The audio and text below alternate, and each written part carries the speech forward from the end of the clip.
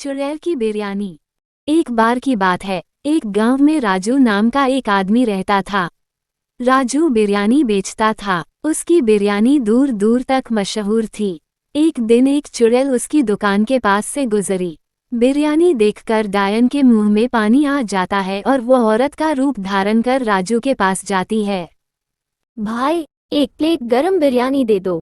राजू उसे बिरयानी देता है और वो उसे बहुत खुशी से खाती है। राजू रोज अपनी पत्नी के लिए बिरयानी लेकर जाता था। जब चुड़ैल ये देखती है तो उसके दिमाग में एक विचार आता है, मुझे उसके घर जाना चाहिए, वहाँ हर दिन बिरयानी मिलेगी। चुड़ैल राजू के घर जाती है और उसकी पत्नी बन जाती है। राजू बिरयानी लेकर घर आता है और अपनी पत्नी को देता है। देखो, मैं गरम बिरयानी लाया हूँ, जल्दी से खाओ। वो मजे से बिरयानी खाती हैं। जब डायन की बिरयानी खत्म हो जाती है तो उसका दिल और बिरयानी खाने का करने लगता है। तुम्हें पुरुष नहीं महिला होना चाहिए था। तुम इतनी स्वादिष्ट बिरयानी बनाती हो, मेरा और खाने के लिए दिल मचल रहा है।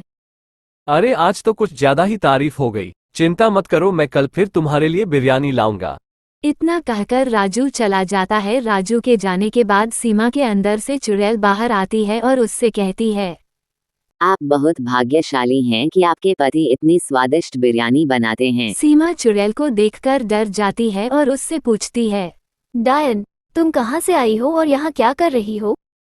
मैं अब तुम्हारे अंदर रहूंगी और हर दिन बिरयानी का मजा लूंगी। उसके बाद चुड़ैल सीमा के अंदर वापस चली जाती है ताकि उसे हर दिन बिरयानी खाने को मिले। लेकिन एक दिन वह राजू को बिरयानी बनाते हुए देखती है। जब से मैंने इसमें बच्चों का खून डालना शुरू किया है, मेरी बिरयानी खूब बिक रही है, इसलिए जल्द ही मैं अमीर बन जाऊंगा। जब चुड़ैल ये देखती है तो वह जाकर सीमा को इसके बारे में बताती है। ये तो मुझे पहले से ही पता था। चुड़ैल चली जाती है और सोचती है कि ये लोग मासूम बच्चों को मार रहे हैं, मुझे इसके लिए कुछ करना चाहिए। वो फिर से एक महिला के रूप में गांव वालों के पास जाती है और उन्हें पूरी कहानी बताती है। जब गांव वालों को पता चला कि यह बिरयानी वाला राजू उनके बच्चों को मार रहा है तो वे उसे मारने चले गए। तुम लोग हमारे बच्चों को मारकर उनका खून बिरयानी में डाल देते हो। महिला ने हमें सब कुछ बता दिया है। सीमा समझ जाती है कि इस चुड़ैल ने उन्हें सब कुछ बता दिया है। वो औरत नहीं बल्कि डायन है और उसी ने तुम्हारे बच्चों को मार डाला और अब हम पर आरोप लगा रही है। गांव वाले सीमा की बातें सुनते हैं और चुड़ैल की तलाश शुरू कर देते हैं। आखिरकार उन्हें चुड़ैल मिल जाती है।